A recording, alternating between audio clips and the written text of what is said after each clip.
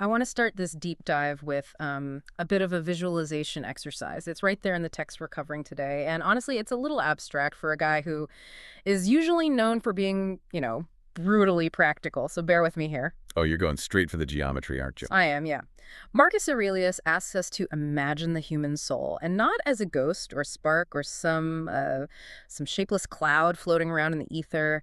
He wants you to picture a perfect glowing sphere. Right. It's not stretching out to grab things it wants. It's not flattened or dented by things it fears. It's just there, round, shining, illuminating the truth of the universe and, well, illuminating itself. It's such a striking image to kick off Book 11 of the Meditations. He calls this the rational soul. And the geometry really matters here because a sphere is self-contained. It doesn't need to lean on anything else to keep its shape. It is the ultimate symbol of self-sufficiency. Which is the perfect setup for where we're going today. We are back with the Roman Emperor, looking specifically at Book 11. And having read through this stack of notes and the source text, I definitely felt a shift. Major shift, yeah. Right. The previous books felt like theory, general principles of Stoicism, the architecture of the universe. But Book 11 feels like a toolkit. That is exactly how I read it too. If the early books are the lecture, Book 11 is the lab work. It's incredibly specific. He isn't just saying, be calm. He's giving you step-by-step instructions on how to handle an annoying neighbor, how to deal with the fear of death, and how to spot a fake friend. He even has a whole section on body odor, which we definitely need to get to. We will absolutely get there. But the mission for this deep dive is to extract those practical tools for you. We're going to break down three main ahas today. First, the cut branch analogy, which fundamentally changed how I view social friction. Then the smell of honesty. The body odor part. Exactly. And finally, this massive 10-step protocol he lays out for destroying anger. He calls them the 10 gifts from the muses. It's basically a highly systematic anger management seminar from the year 170 AD. It really is. Let's go back to that sphere for a second, though. The rational soul. Marcus draws a distinction here between us and the rest of nature. He points out that plants and animals bear fruit for others. Like, an apple tree doesn't eat its own apples. A horse works for a rider.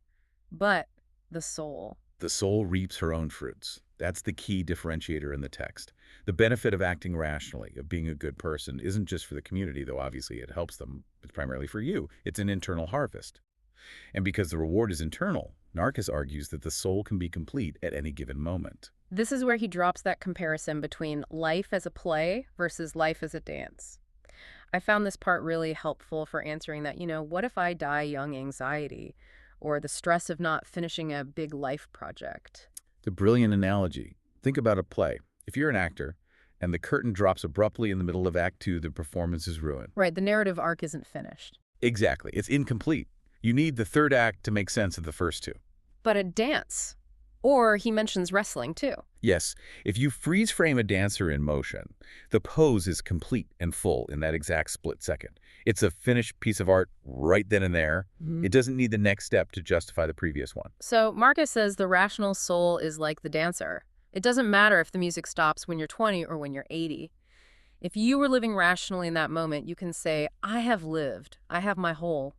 You haven't been cheated out of the ending because the living itself was the point, not the destination. And that completely reframes the pressure of leaving a legacy or finishing your life's work. If the work is simply being a rational person, you are always finishing it. But then he pivots from that to this idea of the 40-year-old observer. And I have to say, this part sounded a little cynical to me on the first read. The seen it all passage. Yeah. He says if you are 40 years old and have any wit at all, you've basically seen everything that has happened in the past and everything that will happen in the future. Because everything is of one kind. It sounds like he's saying, life is boring, don't bother watching the rest of the movie. I can definitely see why it reads that way, but he's really talking about pattern recognition. He's looking at the cyclical nature of history. Empires rise, empires fall. People get married, they fight, they die. There are plagues, there are wars. If you've paid attention for 40 years, you understand the core mechanics of human nature. You don't need to live to the year 3000 to understand how humans behave. So it isn't about boredom, it's about not being dazzled. Correct. It's a defense mechanism against novelty. We get so obsessed with the new political crisis, the new celebrity scandal. Marcus is saying, relax, you've seen this pattern before. It's just dressed up in different clothes. Speaking of not being dazzled, he has a very specific technique for deconstructing glamour. He calls it division. This is pure Stoic analysis.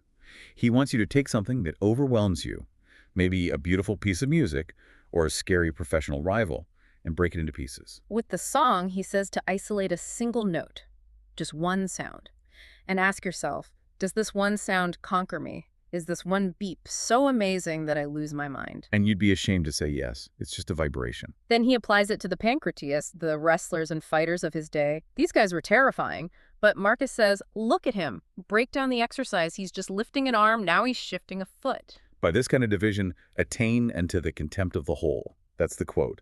When you break the intimidating thing down into its individual mechanical parts, it loses its magic. It stops being a monster and just becomes a series of motions. Apply that to modern life, and a massive, terrifying project isn't a monster. It's just a series of emails and typed words. It becomes completely manageable. Let's move to the social side of things, because this is where Book 11 really shines. I want to talk about the cut branch. This metaphor hit me harder than almost anything else in the text. It's one of the most profound images in all of Stoicism.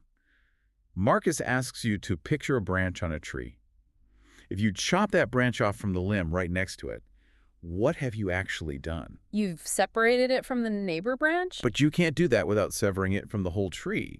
Marcus applies this directly to us. He says, when you are averse to your neighbor, or you turn away from them in anger, or you decide, I am done with this person, you think you're just cutting off that guy. Just blocking Steve. Exactly. But Marcus says, no. You have cut yourself off from the whole corporation of humanity. You have made yourself a stranger to your own species. That raises the stakes significantly. Today, we usually frame cutting people off as setting boundaries or protecting our peace. Marcus frames it as self-amputation. He does. Yeah. But he offers a really hopeful note here that doesn't actually exist in botany. A literal branch dies when it hits the ground. But he says the author of this society, nature, or God is our diets, allows us to be grafted in again. We can grow back together. But there is a warning label on that grafting process, isn't there? A severe one. He says the more often you cut yourself off, the harder it is to reunite. You might get grafted back on, but the connection won't be as seamless. You'll have scar tissue. He says the branch that grows with the tree from the beginning is different from the one that was cut off and grafted back on later. So every time we indulge in that social alienation, we're damaging our ability to connect later. And he ties this social friction to the idea of tragedies, the plays we were talking about earlier. Right. He says tragedies were invented for a specific reason on the stage. To remind us that accidents happen. So when they happen on the greater stage of life, we don't fall apart. He says it will but little avail thee to storm and rage against the things themselves. Getting angry at reality is useless. Which leads right into his discussion on authenticity, because staying connected to the tree doesn't mean being fake or putting on a polite act. No, Marcus has zero patience for fake politeness. And this is where we finally get the smell analogy, section 14. He goes after people who announce their honesty. You know the type, I'm going to be straight with you. Or, I pride myself on being blunt. Marcus calls that rotten and insincere affectation. He asks, what needs this profession of thine? Basically, if you have to broadcast that you are about to be honest, you're admitting that honesty is a performance for you. He says honesty should be written on your forehead, it should ring in your voice, it should shine in your eyes immediately. And then comes the punchline.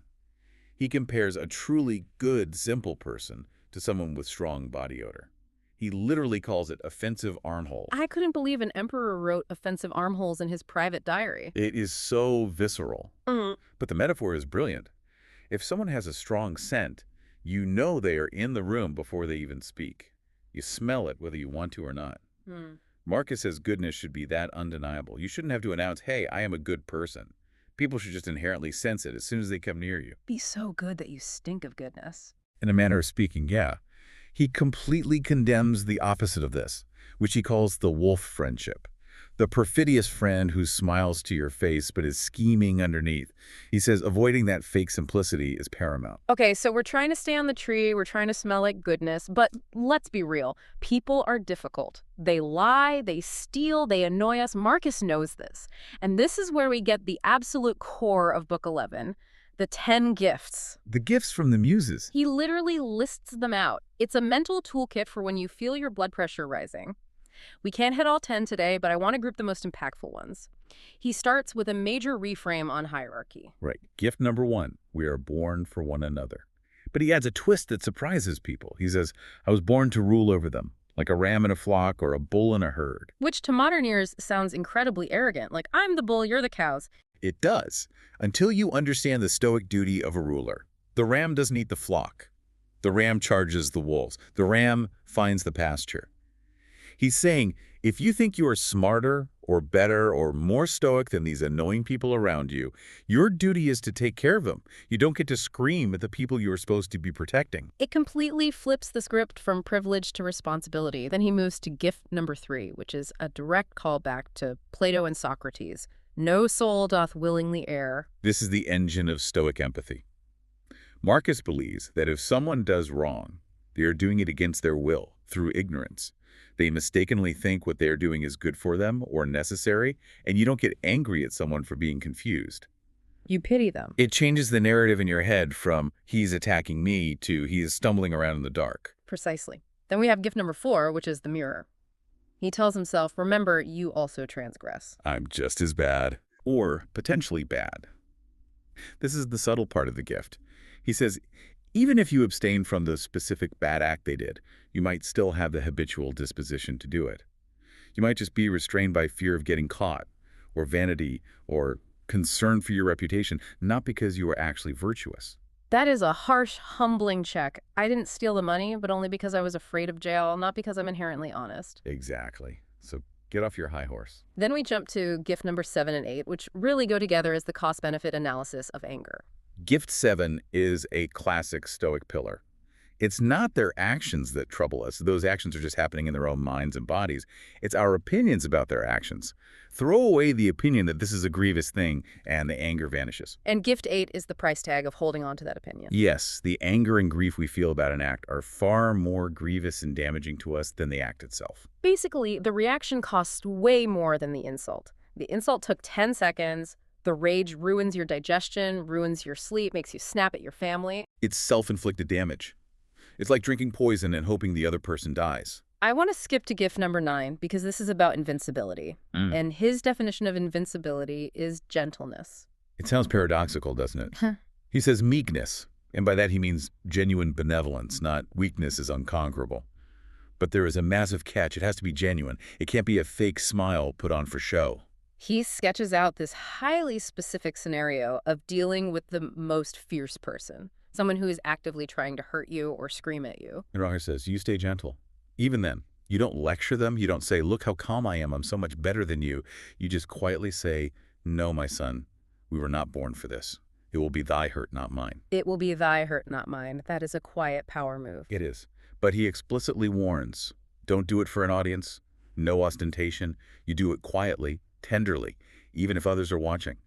If you can actually do that, maintain true benevolence while under attack, you are untouchable. Because they literally cannot force you to hate them. And then, just when you think the list is done, he adds a bonus, the 10th gift. From Hercules, the leader of the Muses. This is the ultimate reality check. He says it is madness to expect wicked men not to do wicked things. Like, I can't believe he lied to me. Right, but he is a liar. That is his nature. Marcus says wishing a bad person wouldn't do bad things is like wishing a fig tree wouldn't have juice in its figs. To wish they wouldn't is to wish for the impossible, and to allow them to treat others badly, but expect them to treat you well. He calls that tyrannical. Because it assumes the universe should bend its laws just for your personal convenience. Exactly. So the toolkit is remember the connection, realize they are ignorant, look at your own potential for evil, count the cost of your anger, stay gentle, and accept reality. It sounds simple when you summarize it like that, but it is a lifetime of work to actually practice it. Speaking of a lifetime of work, we have to talk about the end of life, because Marcus is always thinking about death. But in Book 11, he takes a rare swipe at a specific group of people, the Christians. Yes, this is one of the very few historical references to Christians in the text. He is talking about the soul being ready to separate from the body. He admires that readiness. But he explicitly contrasts the reasoned, calm readiness of the philosopher with what he calls the obstinate readiness of the Christians. Tragic obstinacy, he calls it. Context is important here. At this time, Christians were known for martyrdom, for an almost eager defiance of death in the arenas. To Marcus, who was all about reason and calm judgment, that looked like emotional theatrics. He thought you should face death with gravity and reason, not with passionate exclamations. He basically thought they were being overly dramatic. Right, he wanted death to be a rational choice, not a performance. It's a fascinating clash of worldviews right there in the text. And staying on this topic of mortality and readiness, he quotes Epictetus with some advice for parents that honestly, as a parent, is terrifying to read. Kissing the child. As often as a father kisseth his child, he should whisper to himself, tomorrow perchance shall he die. That feels incredibly morbid. Good night, kiddo. You might be dead by morning. It feels very dark to a modern reader. But Epictetus and Marcus, by extension, defends it. He asks, is it ominous to say, the corn will be harvested? No, it's just signifying a natural act, the cycle of agriculture. It's just a natural change. Exactly, and this leads straight into the grape analogy, which I think is one of the most comforting parts of the entire book. Marcus talks about change states. Yeah. Green grapes become ripe grapes become dried grapes, raisins. Raisins. The grape isn't destroyed when it becomes a raisin, it just changes. Marcus says death is just a change into that which is not yet. It is not an annihilation into nothingness, it is a transformation. He's trying to take the sting out of the fear by showing the change is natural, like fruit ripening on the vine. So we've covered the sphere, the branch, the smell, the 10 gifts, and the reasons. It is quite the toolkit. The complete Stoic survival guide. I want to end where the book ends, with Socrates. It's a short anecdote, but it feels like it sums up the whole problem Marcus is wrestling with. It's the final section, yes. Socrates asks his audience a question. What will you have? The souls of reasonable or unreasonable creatures. And the people answer, reasonable, obviously. Then Socrates asks, sound or corrupted? They say sound. And Socrates asks, why then labor ye not for such? And they reply, because we have them already. And then the trap snaps shut. Socrates asks, what then do ye so strive and contend between you? It's an absolute mic drop. If you claim to be rational, if you claim to already have a sound soul, why are you fighting? Why is there so much conflict in the world? It cuts right through our hypocrisy. We all say we want peace and reason. We all think of ourselves as the good guys. But our actions, our striving and contending with our neighbors, prove otherwise. It brings us right back to the start. If you want that spherical, shining soul, you have to stop the fighting. You have to actually use the muse's gifts. You have to stop cutting off the branch. You have to align your daily actions with that claim of being reasonable. So here is the challenge for you listening. Pick just one gift from the muses list today. Maybe it's the ignorance one, realizing that the person cutting you off in traffic isn't evil, they're just confused. Or maybe it's the Hercules gift, stop being shocked when people act according to their nature. Try using it the next time you feel that heat rising in your chest. See if it changes the outcome. And try to keep your sphere shining. Thanks for jumping into this deep dive with us. A pleasure as always. We will see you next time.